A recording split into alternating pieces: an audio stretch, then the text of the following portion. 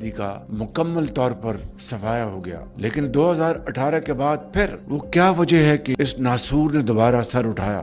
یہ وہ وقت ہے کہ ہمیں اس کا بھرپور جائزہ لینا ہوگا، اور یہ تمام خارجی پاکستان کے اندر اور باہر جو پاکستان کے دشمن ہیں، ان کا مکمل طور پر جب تک کلا کما نہیں ہو جاتا، یہ قوم چین سے نہیں۔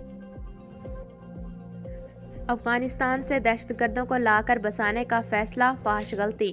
دہشت گردی بڑھنے کی وجہ یہی ہے۔ سب جانتے ہیں سوات سے سینکڑوں دہشت گردوں کو کس نے رہا کیا۔ خارجیوں کے مکمل خاتمے تک چین سے نہیں بیٹھیں گے، وزیر اعظم کا اعلان۔ قومی ورکشاپ میں خیبر پختونخوا کے شرکاء سے خطاب میں کہا کہ کے پی میں پائیدار امن کا قیام ناگزیر ہو چکا۔ وفاق اور کے پی میں جنگ کی بات حقیقت نہیں۔ مبارکباد پر وزیر اعلیٰ خیبر پختونخوا نے شکریہ ادا کیا مگر دوبارہ رابطہ نہیں کیا۔ کے پی میں دہشت گردی سے نمٹنے کے لیے دیگر صوبوں نے اپنے حصے سے 800 ارب دیے۔ پنجاب اگر ترقی کرتے اور دیگر صوبے نہیں کرتے تو یہ پاکستان کی ترقی نہیں، سب کو آگے بڑھنا ہوگا۔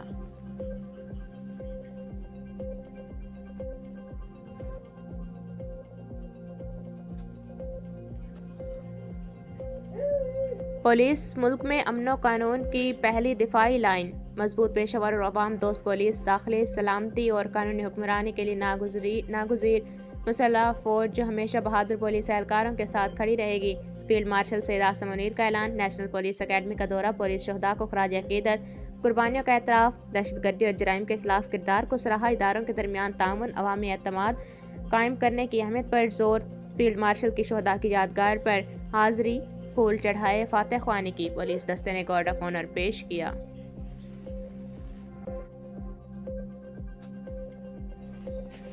22 سالہ کائنات کی 2 ماہ پہلے شادی ہوئی تھی، سسر غم سے نڈھال۔ کائنات ساز خالہ کے ساتھ شاپنگ کے لیے آئی تھی، گھر ویران ہو چکا۔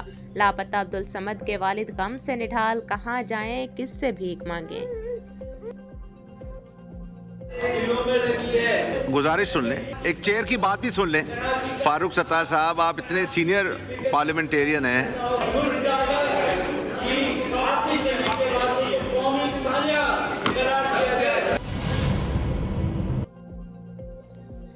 سانحہ گل پلازہ ایم کیو ایم کا قومی اسمبلی میں احتجاج۔ اسپیکر ڈائز کا گھیراؤ، جوڈیشل انکوائری کا مطالبہ۔ امین الحق بولے بر وقت اقدامات نہ کرنا صوبائی حکومت کی ناکامی۔ کیا گل پلازہ گلی میں تھا جو تاخیر ہوئی؟ لوگ جلتے رہے، کوئی نہیں آیا۔ فاروق ستار کا نے صوبوں کے قیام پر زور، کہا مرکز کو سوچنا ہوگا سندھ کا کیا کرنا ہے، انتظامی یونٹس بنانے ہیں یا صوبے۔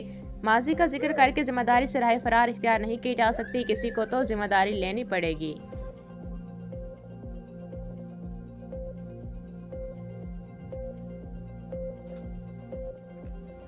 راجہ ناصر عباس سینٹ میں اپوزیشن لیڈر مقرر۔ خطاب میں سیاسی قیدیوں کو عام معافی دینے کا مطالبہ، کہا لوگوں کو دبا کر ہراساں کرنے سے ملک کمزور ہوتا ہے۔ پارلیمنٹ کو سیاسی قیدیوں کے لیے آواز اٹھانی چاہیے، ہر اچھے کام میں حکومت کا ساتھ دیں، ملک کو ان حالات سے نکالنے کے لیے اپنا کردار ادا کریں گے۔